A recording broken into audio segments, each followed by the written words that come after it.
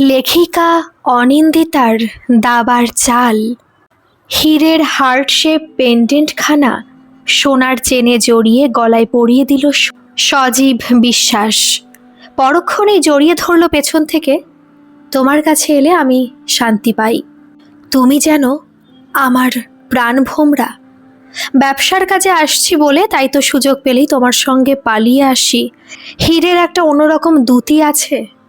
বুকের মাঝে সেই মায়া ছড়ানো দ্যুতির দোলা দেখতে দেখতে কবিতা বলে ওঠে, আড়ালে ভালোবাসতে তো সবাই পারে। নীলাশার সামনে কথাগুলো বলতে পারবে? পারবে বলতে? দ্যুতি ছড়ানো পেন্ডেন্টের গায়ে সযত্নে হাত বোলাই কবিতা। আলো মেখে যেন আরও ঝকঝকে। ঘরে তো একেবারে পতি পরমেশ্বর সেজে থাকো। ভাবখানা এমন যেন আমি একজন শান্তশিষ্ট পত্নীনিষ্ঠ ভদ্রলোক। একটি নিয়েই গোলক ধর্ম, দুই পাতেতে নেই কোলোভ। দেখো কবিতা, এই পাহাড়ের বুকে পাইন বার্চ গাছের আলো আধারি মাখা ছায়ায় তোমায় সঙ্গে করে নিয়ে এসেছি সাংসারিক অশান্তি থেকে খানিক দূরে। তোমার কোলে মাথা রেখে শান্তি পাবো বলে। সেই তুমিও যদি এরকম শুরু করো তবে এত দূর এসে হলোটা কি? তার চাইতে ফিরে যাই চলো। আমি নীলাকে নিয়ে কোনো রকম আলোচনা চাই না। তুমি তো জানোই নীলার অহংকারী মনোভাব। আমার প্রতি তুচ্ছ তাচ্ছিল্য খানিকটা বাধ্য করেছিল তোমার কাছে আসতে। তারপর ধীরে ধীরে তোমায় গভীরভাবে ভালোবেসে ফেললাম, ডুবে গেলাম তোমার প্রেমে। কিন্তু তা বলে নীলাকে ছেড়ে দেওয়া আমার পক্ষে সম্ভব নয়। সেটা তোমাকে সম্পর্কের প্রথমেই বলে দিয়েছিলাম। সব মেনে এই সম্পর্কে আসতে তুমি রাজি হয়েছ। এই ব্যবসার 61% শেয়ারের মালিক নীলা, শ্বশুর মশাইয়ের শেষ উইল অনুযায়ী। বাকি 29% পাবলিক শেয়ার বা আইপিও। আর আমার ভাগ্যে জুটেছে মাত্র 10%। ওই টাকায় এই ল্যাভিস লাইফস্টাইল মেনটেন করতে গেলে দুদিনেই ফতুর হতে হবে। কাজে সামলে চলাই বুদ্ধিমানের কাজ। উত্তেজিত মুখে কবিতা বলে ওঠে, আর যদি নীলা না থাকে তখন? নীলা না থাকে মানে কি? বলতে কি চাইছো তুমি? অবাক সজীব প্রশ্ন করে। থাকবে না তো কোথায় যাবে নীলা? ছাড়ো সব কথা, বড্ড খিদে পাচ্ছে। এবার ডিনারটা অর্ডার করে দাও। রুমে ডিনার সার্ভ করতে বলবো তো? কবিতা ঘাড় নাড়তেই রিসিভারটা তুলে নেয় সজীব। অন্যমনস্ক ভঙ্গিতে ফুড সার্ভিস নম্বর ডায়াল করে অর্ডার করে চিকেন বিরিয়ানি, বাটার চিকেন আর প্লেন রাইস, সঙ্গে ডাল মাখানি। রিসিভার রেখে ভাবতে থাকে কবিতার বলা কথাগুলো।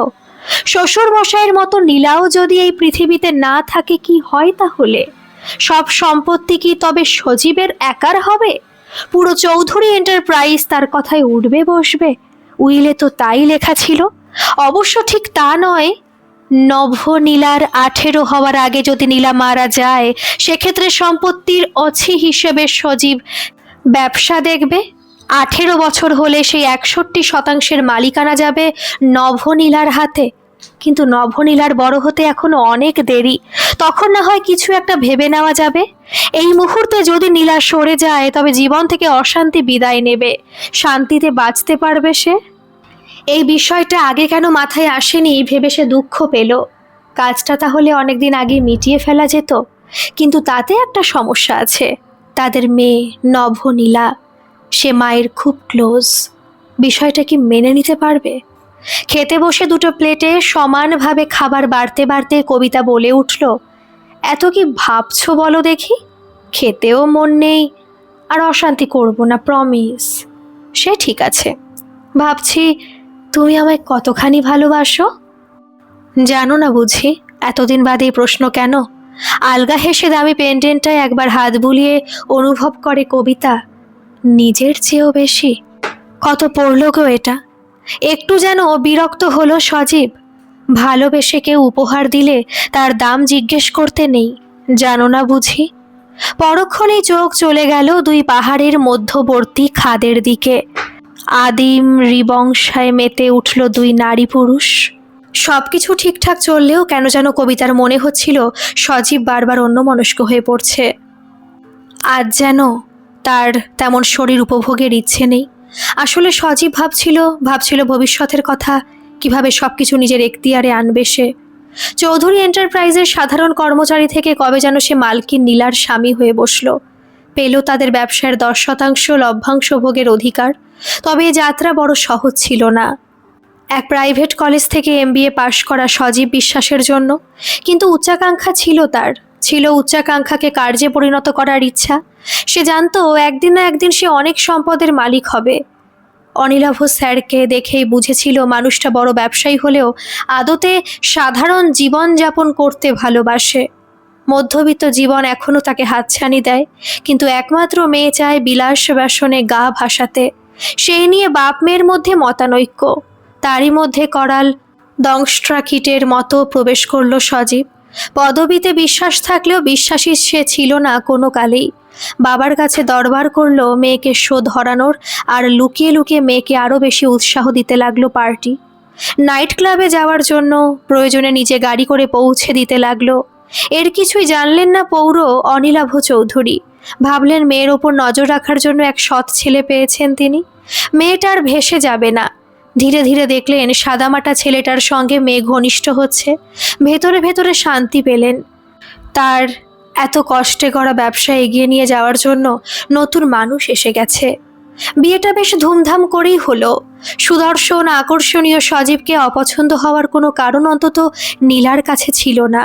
তার ওপর স্বাধীন জীবনযাপনের হাতছানি। খুশি খুশি মুখে সে দাম্পত্য জীবনে প্রবেশ করলো। 2 বছর কেটে গেল দিব্যি। নভ নীলার বয়স 1.5, সারা বাড়ি দৌড়ে বেড়ায় সে। পৌর অনিলাভ বাবু ব্যবসা বুঝিয়ে দিয়েছেন জামাইকে। বিয়ে দিলেও মেয়ে যে স্বেচ্ছাচারী জীবন ছেড়ে এসব দেখবে না তা বেশ বুঝে নিয়েছেন তিনি। তাই জামাইয়ের হাতেই তুলে দিয়েছেন কোম্পানির ভার। এখন নাতনির সঙ্গে দিনের বেশিরভাগ সময় হাসি খুশি কাটান তিনি। তার আধো আধো কথা শুনতে, ছোট ছোট আবদার রাখতে বেশ লাগে। এমন সময় ঘটে গেল এক অঘটন। হঠাৎই মাঝরাতে বুকে ব্যথা। জামাই ব্যবসার কাজে দিল্লিতে, মেয়ে আয়া নিয়ে, নাতনিকে নিয়ে বন্ধু বান্ধবদের সঙ্গে ট্যুরে।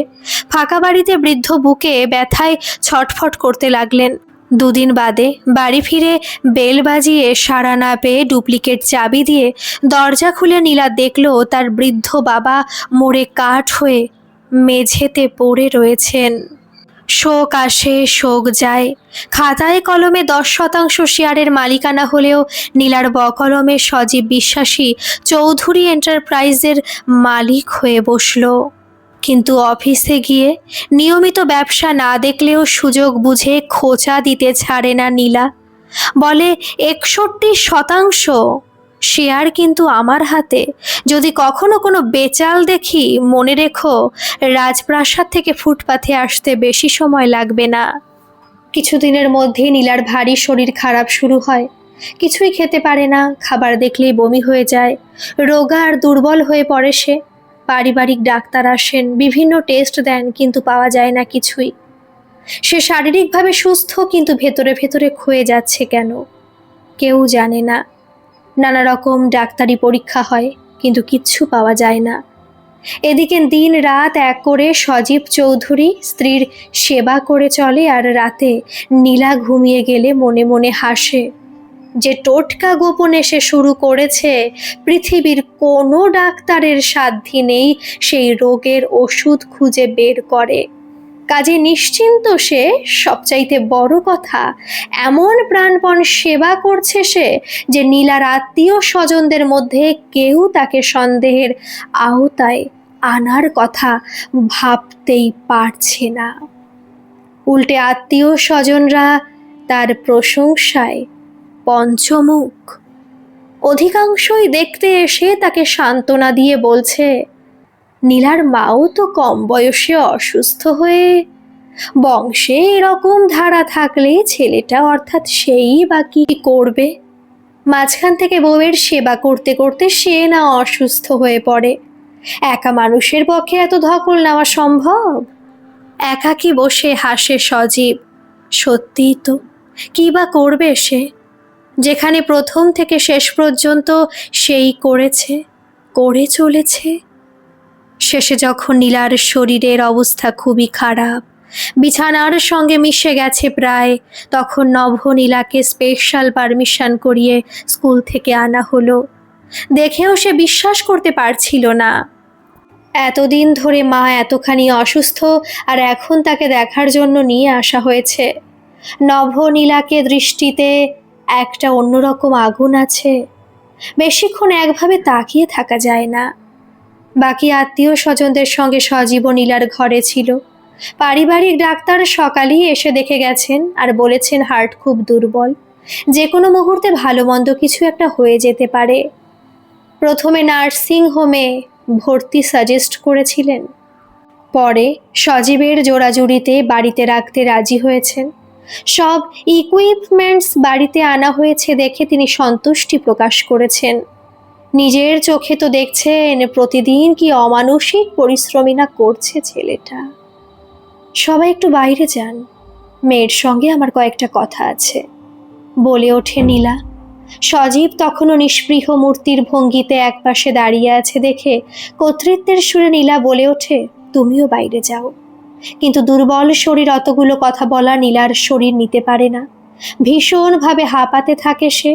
তার মধ্যেও কোনো রকমে নভনীলাকে উদ্দেশ্য করে বলে, দরজাটা বন্ধ করে দে মা। দরজা বন্ধ হতে ভয় পেয়ে যায় সজীব। মেয়ের কানে নীলা কি ফুসমন্তর দেবে কে জানে।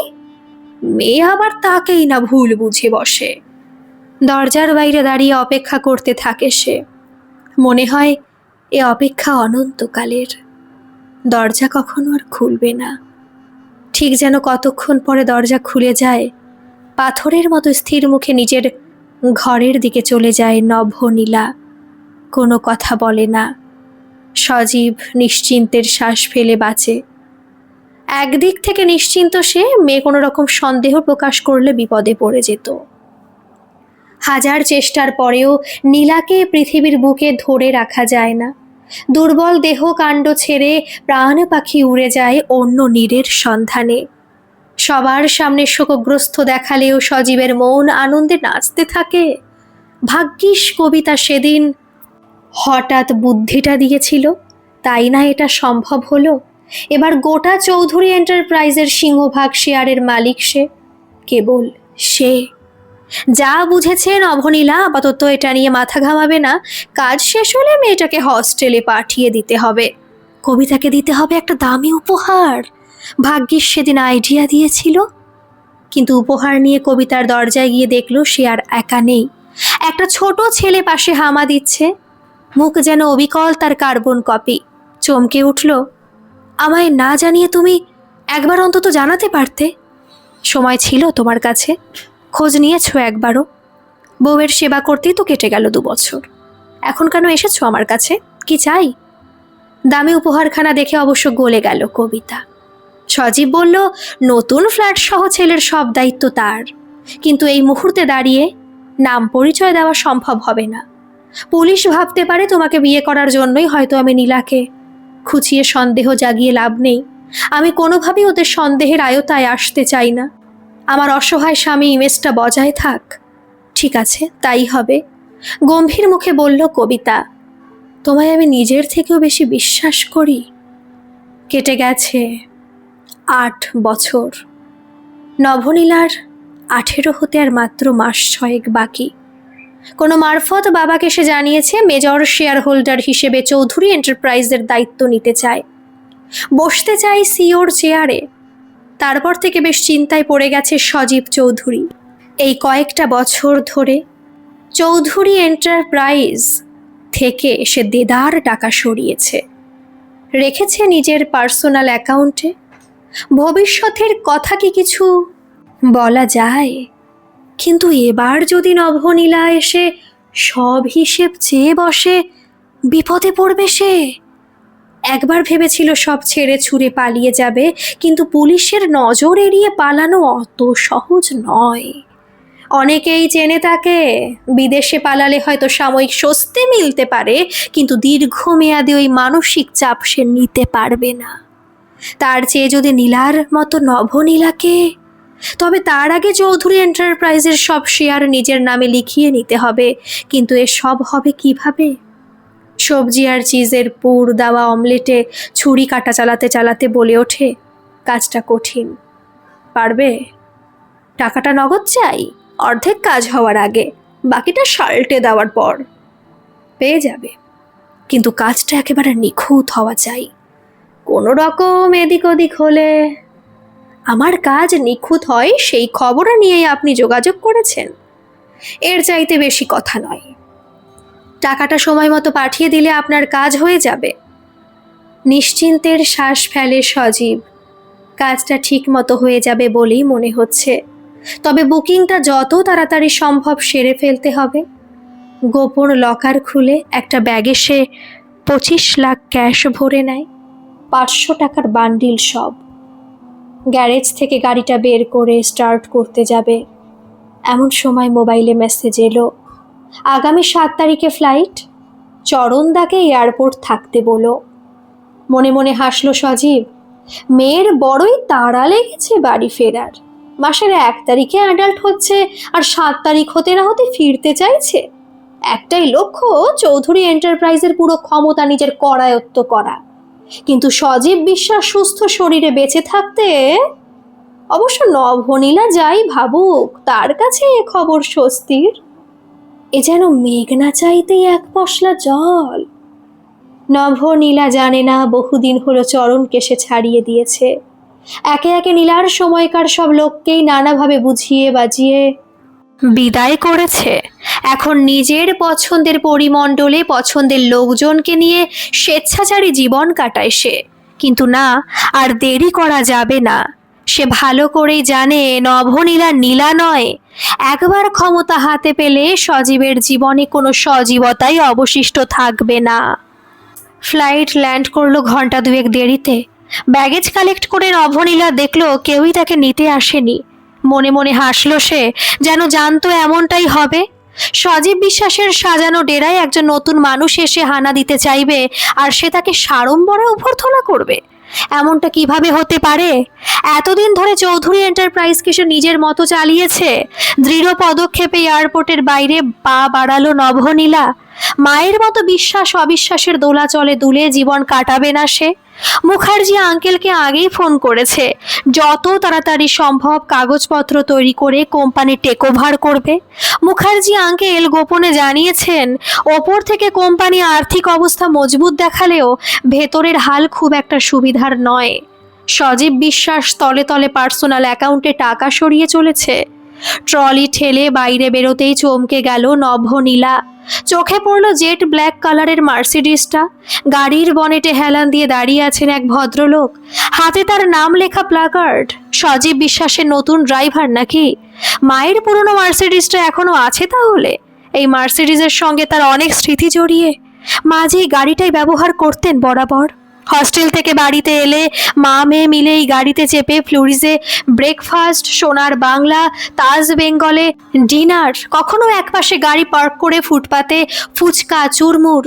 মা অবশ্য তেমন একটা পছন্দ করতো না, বলতো স্যাভি জয়েন্ট। তবু মেয়ের ইচ্ছেতে বাধাও দিত না। এক নজরে দেখেই গাড়িটা সে চিনতে পেরেছে। অনেকবার গাড়ি বদলানোর কথা বলেছে মাকে, কিন্তু মা কেন জানি রাজি হয়নি। ওই কালো মার্সিডিজ যেন মায়ের সিগনেচার হয়ে গিয়েছিল। তাকে এদিক ওদিক তাকাতে দেখে ভদ্রলোক 2 পা সামনে এগিয়ে এলেন। আত্মপরিচয় দিয়ে বললেন, আমি রাকেশ বাজোয়া, আপনাদের নতুন ড্রাইভার। আমাকে সজীব বিশ্বাস পাঠিয়েছেন। সামান্য থেমে বললেন, আপনি তো নভনীলা বিশ্বাস, স্যারের মেয়ে। নিঃশব্দে ঘাড় নেড়ে সে গাড়িতে উঠে বসে। মনে তখন হাজারো স্মৃতির আলোড়ন। বাড়ি যাবেন তো ম্যাম? স্মৃতিতে ডুবে থাকা নভনীলা রাকেশের প্রশ্ন শুনে চমকে ওঠে। না, আপনি আমায় তাজ বেঙ্গল নিয়ে চলুন, ওখানে আমার নামে সুইট বুক করা আছে। গাড়ি চলতে থাকে নিজের ছন্দে। ধীরে ধীরে চেনা শহরের বুকে অচেনা আধার নেমে আসে। আলোর মালায় সেজে ওঠে মায়াবিনী তিলোত্তমা। ব্যাগ থেকে ফয়েল প্যাকে মোড়া রোল আর কোক বের করে খেতে শুরু করে নভনীলা। খানিক বাদেই চারপাশের অন্ধকার কাটিয়ে পৌর বাড়িখানা তার নজরে আসে। ভাঙা গেট দিয়ে রাকেশ ততক্ষণে গাড়ি ভেতরে ঢুকিয়ে দিয়েছে। ভালো মেয়ের মতো কোনো রকম ঝামেলা না করে, নেমে আসুন, আপনার বাবা এখানে আপনার থাকার ব্যবস্থা করেছে। এই পোড়ো বাড়িতে আমি থাকবো। কণ্ঠস্বরে ভয় মিশিয়ে বলে ওঠে নভনীলা, আমি তো আপনাকে তাজ বেঙ্গলে নিয়ে যেতে বললাম যে আমার সুইট বুক করা আছে। সে বুঝতে পারে গলার স্বরে ভয়ের আভাস রাকেশকে তৃপ্ত করেছে, কিন্তু অন্ধকারের মুখোমুখি দাঁড়িয়ে যা দেখতে পাচ্ছে না সে, তা হলো নভনীলার ঠোঁটে ফুটে ওঠা হাসির আভাস। আপনার কথা আমাকে শুনতে হবে। কে বলল? বললাম না আমি সজীব বিশ্বাসের এমপ্লয়ি। চলুন। ভেতরে আপনার বাবা আপনার জন্য অপেক্ষা করছে। আর চোখে দেখে নিল সে একটা চকচকে নতুন রিভলভার এসে গেছে রাকেশের হাতে। বেশ বোঝা যাচ্ছে বেয়াদবি করলে শাস্তি দিতে হাত কাঁপবে না। ভালোই ভালোই কাগজে সইটা করে দাও মামনি, তারপর তোমাকেও মায়ের কাছে পাঠিয়ে দেব। এতদিন বাদে মাকে দেখবে, খুব ভালো লাগবে তোমার। হিস হিসিয়ে বলে ওঠে সজীব বিশ্বাস। ব্যস্ত ছিলে নিজের পড়াশোনা নিয়ে, হঠাৎ দাদুর ব্যবসা দেখার শখ জাগলো কেন? আমি কি তোমার কোনো অভাব রেখেছিলাম? সে যাই হোক, এসেই পড়েছ যখন, ভালোই ভালোই সইটা করে দাও। এতদিন ধরে ব্যবসার ওঠা পড়া আমি সামলেছি, এখন বাইরে থেকে এসে লাভের গুড় তুমি খাবে, তা কি হয় মামনি? হঠাৎ দুটো নিখুঁত টিপে দুজনের হাতের পিস্তল মাটিতে পড়ে গেল। গুলির শব্দ চিরে দিল পোড়ো বাড়ির নিস্তব্ধতা। অন্ধকার ভেদ করে শোনা গেল রেবতী চ্যাটার্জির সুকঠিন স্বর। শেষে কিনা নিজের মেয়ের জন্য সুপারি কিলার নিয়োগ করতে হলো মিস্টার বিশ্বাস? টাকার এত লোভ আপনার? বিশ্বাস পদবীর আড়ালে লুকিয়ে এমন অবিশ্বাসের কাজ? আপনি তো মশাই বিশ্বাস পদবীর কলঙ্ক দেখছি। পরক্ষণে একটা থাপ্পড় এসে পড়ল সজীব বিশ্বাসের গালে। যাও, সব কটাকে নিয়ে যাও, এদের হিসেব আমি পরে করছি।